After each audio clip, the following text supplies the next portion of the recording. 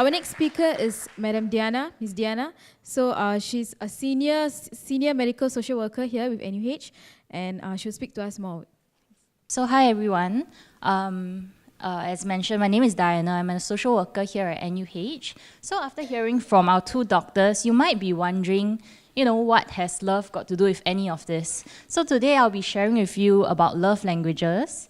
Hopefully, you will learn more about what love languages are, why this is relevant and perhaps important to your journey with myeloma, and how this will hopefully help us through the journey with myeloma, as well as through our journey with life.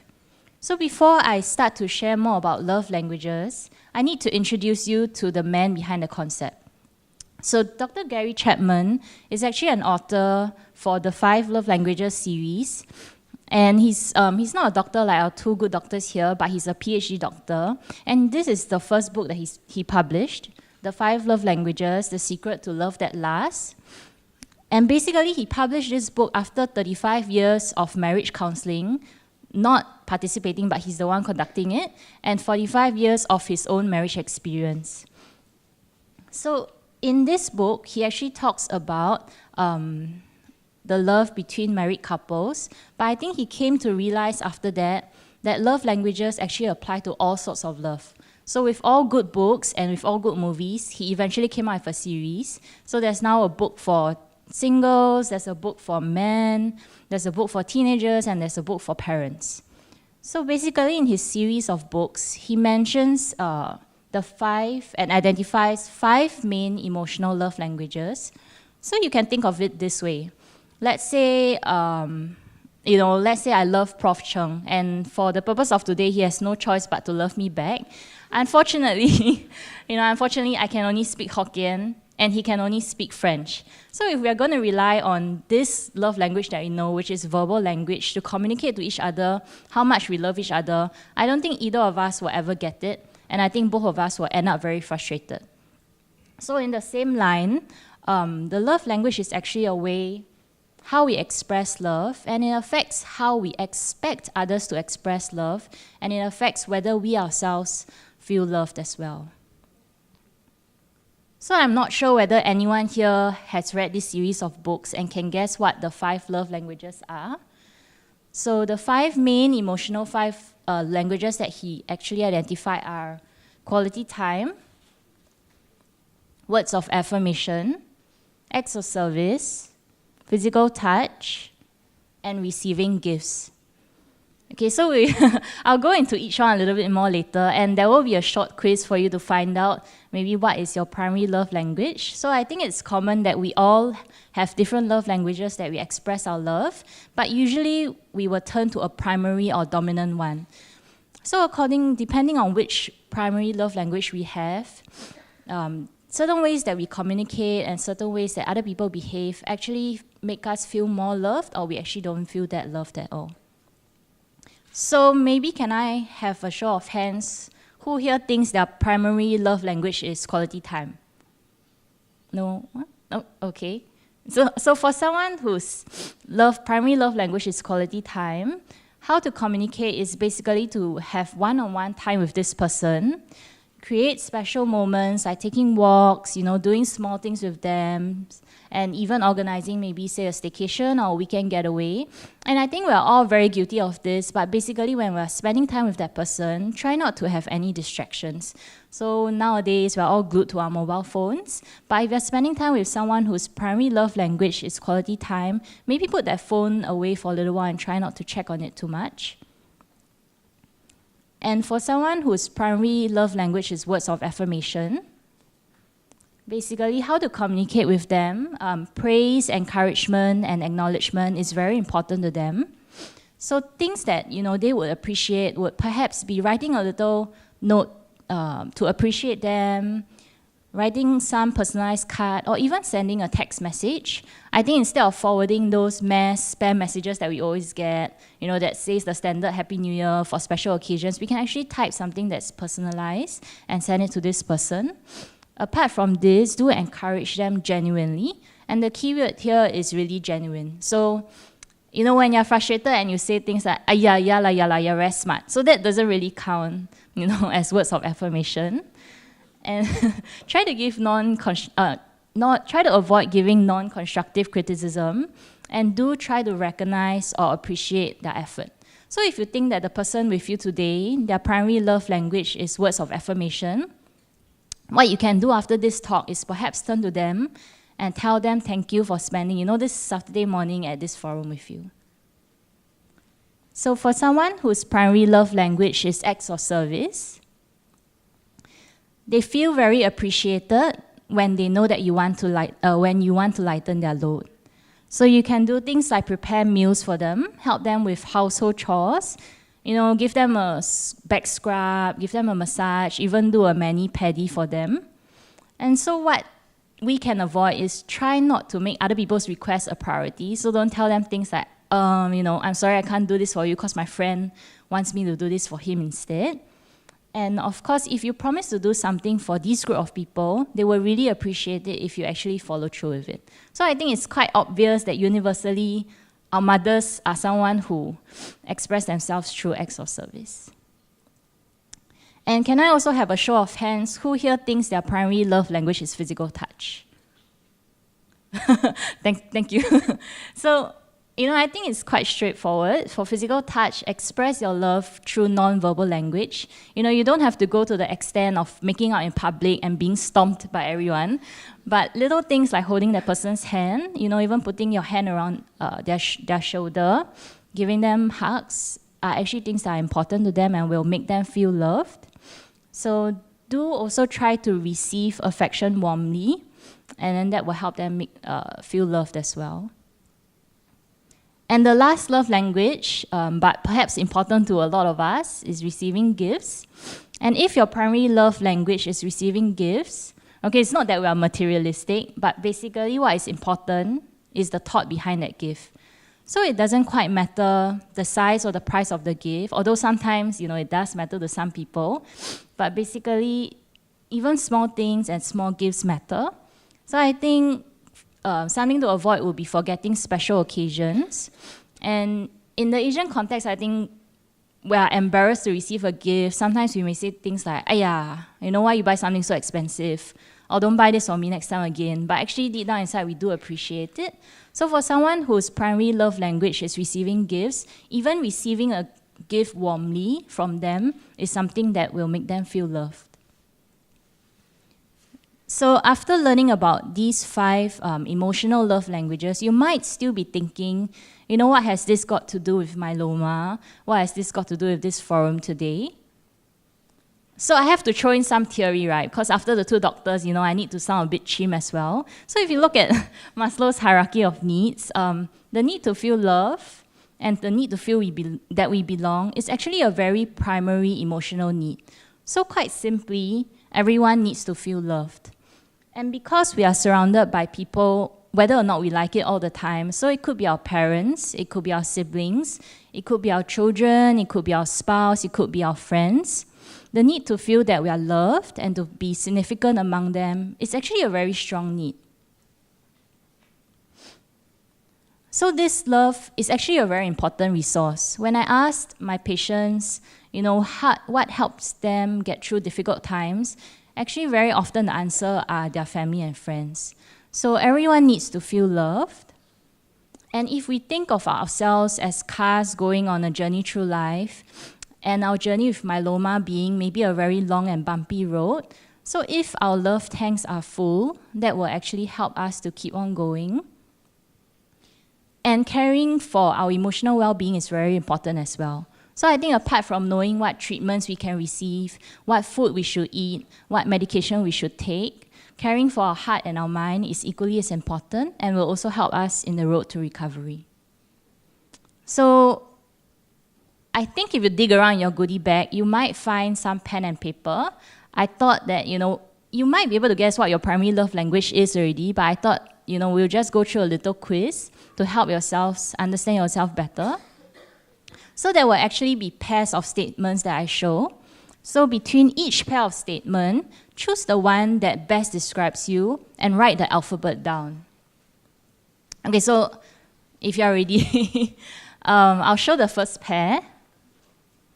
So basically, A is I like to receive notes of affirmation. and B is I like it when I'm hugged.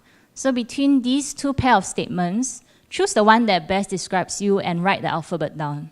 So it's really quite quick. It will just take some time doing this. So I'll give everyone some time. Okay, so this is the second pair of statements.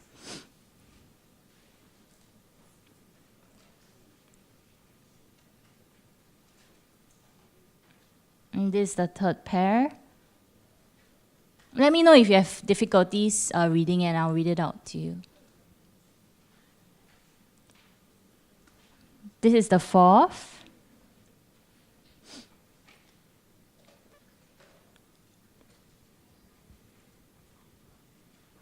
This is the fifth. Okay, if everyone is more or less done, we'll move on to the next set. So this is the first one. Oh, go back. Sorry.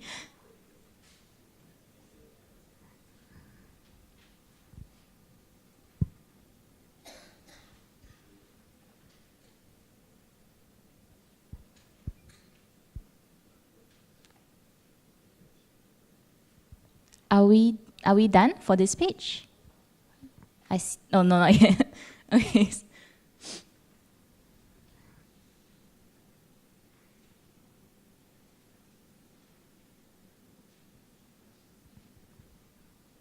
Okay, I will move on to the next page.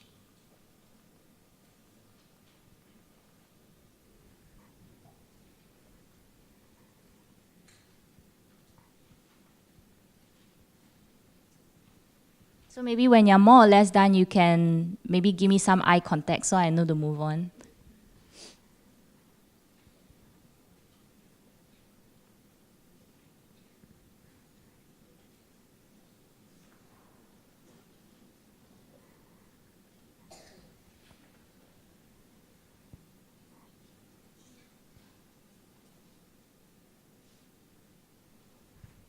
Shall I move on? Some notes. Okay, this is the next page. Too fast. Sorry? Back again. Okay.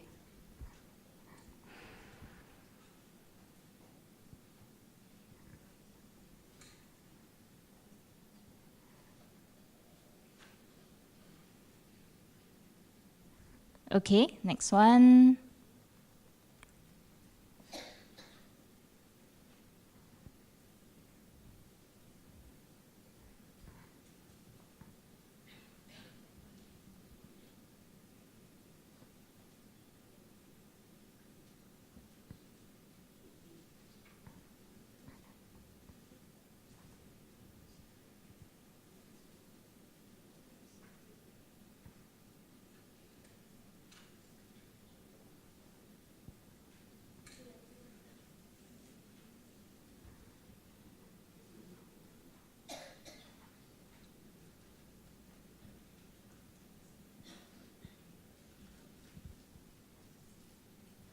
Are we all done? Yep. Okay, next one.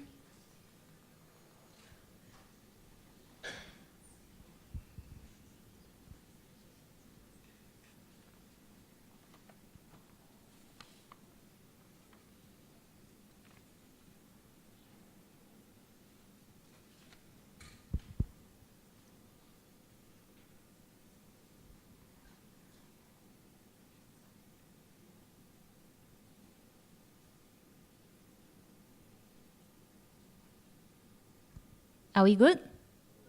No? Okay. There are just 2 more pages, so don't worry. It's not going to go on endlessly.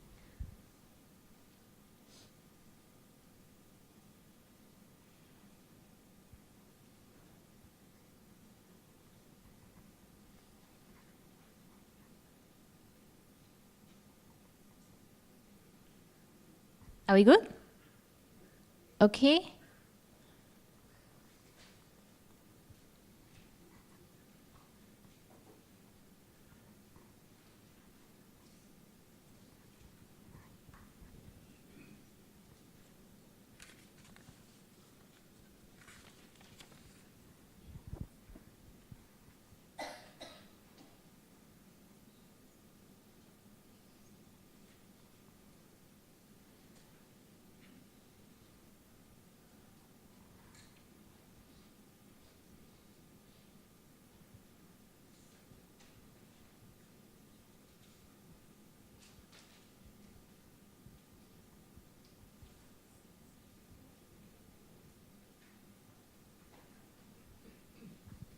Are we good?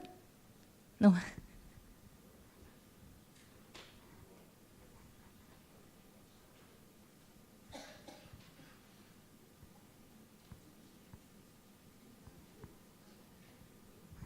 Okay, next and the last page.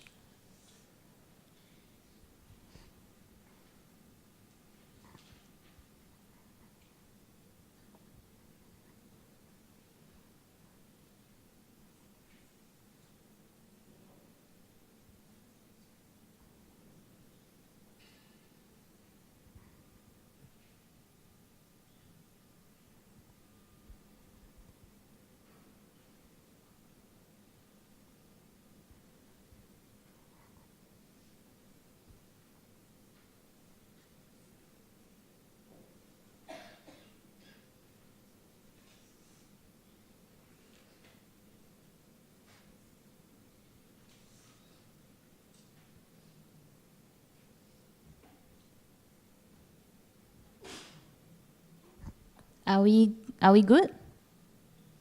We're good? Okay, so that's the end of the quiz. So what I need you to help me do is, all the alphabets that you've written down, add up the total number for each alphabet. So how many you've gotten for A's, how many you've gotten for B's, so on and so forth.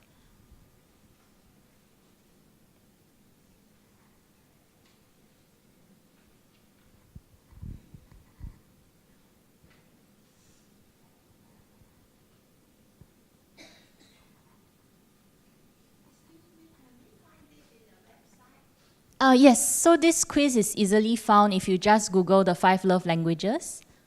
Yeah, so don't worry. You can go home and make your loved ones do it so that you can understand them better too.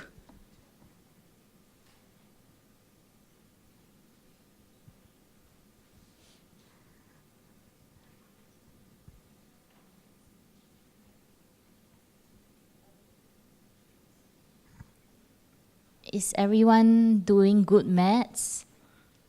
Is everyone nearing, nearing the end of your tabulation?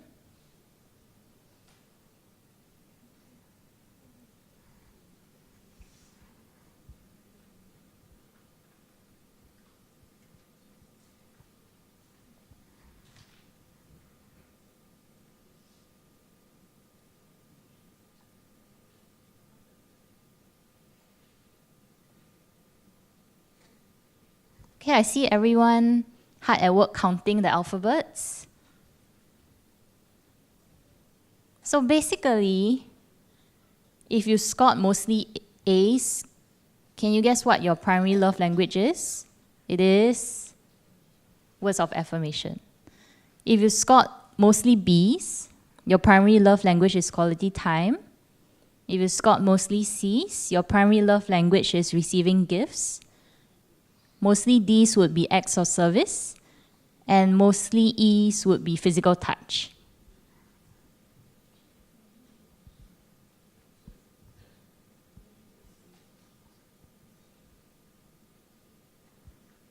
Is anyone here surprised by the outcome of the quiz? Or you pretty much guessed it?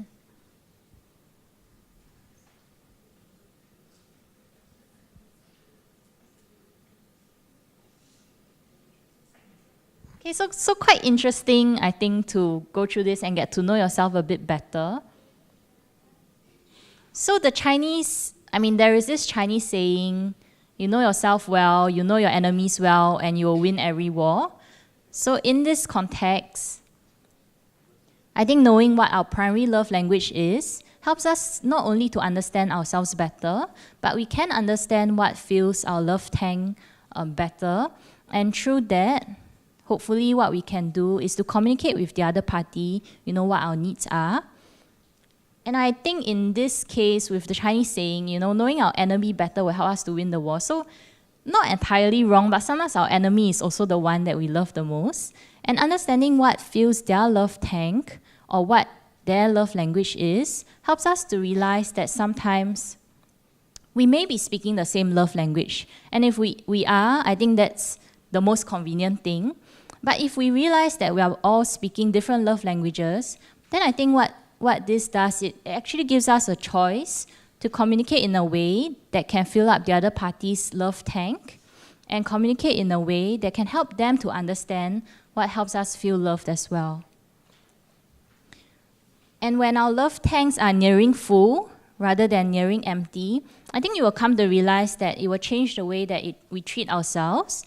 It affects the way that we treat others, and it also affects the way our mind and our heart will actually help us through the recovery process. So with the end of this sharing, I actually hope that you realize that when times are tough, love is actually quite important because it helps in our mental and emotional recovery as well.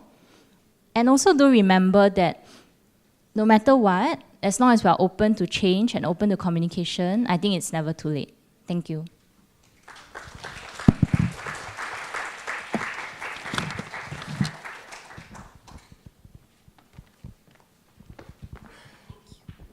Thank you, Ms. Dianna. Our next speaker is Madam Nazreen. She's here to share with us more about her journey and fight against myeloma. Can we give her a round of applause, please?